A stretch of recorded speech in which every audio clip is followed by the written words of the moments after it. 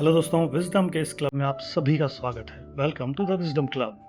आपने ये ज़रूर ऑब्ज़र्व किया होगा कि पानी में यदि कोई वस्तु डाली जाती है तो पानी इस बात की फ़िक्र नहीं करता कि जो डाला गया है वो पत्थर है, हीरा है या कूड़ा करकट है। वो बस अपनी निश्चित लहर पैदा करता है और उस वस्तु के डूब जाने के बाद सामान्य हो जाता है। ऐसा दृश्य आपने जीवन में कई बार देखा होगा। अब इस दृश्य को ज़िंदगी के उस हिस्से से जोड़िए जब आपसे किसी ने कुछ कहा और आपकी खुशी रवान हो गई। किसी ने आपके साथ कोई व्यवहार किया और यदि आपको वो पसंद नहीं आया तो आप दुखी हो गए।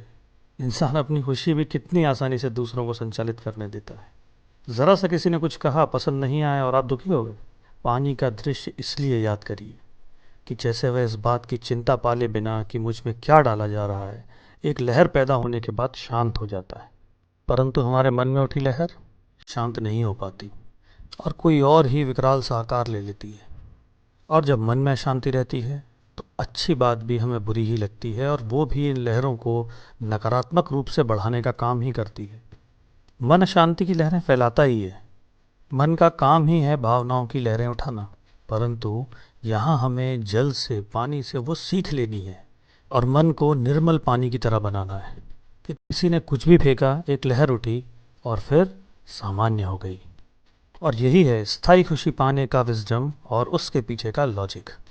तो आपको हर छोटी बात पर खुद को विचलित नहीं करना है और अपनी खुशियों की चाबी, अपनी खुशियों का रिमोट कंट्रोल दूसरों के हाथ में नहीं देना है। Do not let others destroy your inner peace. जिसने जितनी जल्दी अपनी मन की लहरों को शांत कर लिया वो उतनी ही स्थायी खुशी पाएगा। अपने मन की लहरों को पानी से जोड़ कर देखिए और प्रयोग करिए। तब आप पाएंगे कि आप स्वयं खुश रह सकते हैं और खुश रहना आपका अधिकार है। मेरे साथ बने रहने के लिए बहुत बहुत धन्यवाद दोस्तों। अभी दबाइए सब्सक्राइब का बटन और ज्वाइन कीजिए द विजडम क्लब को। थैंक यू दोस्तों।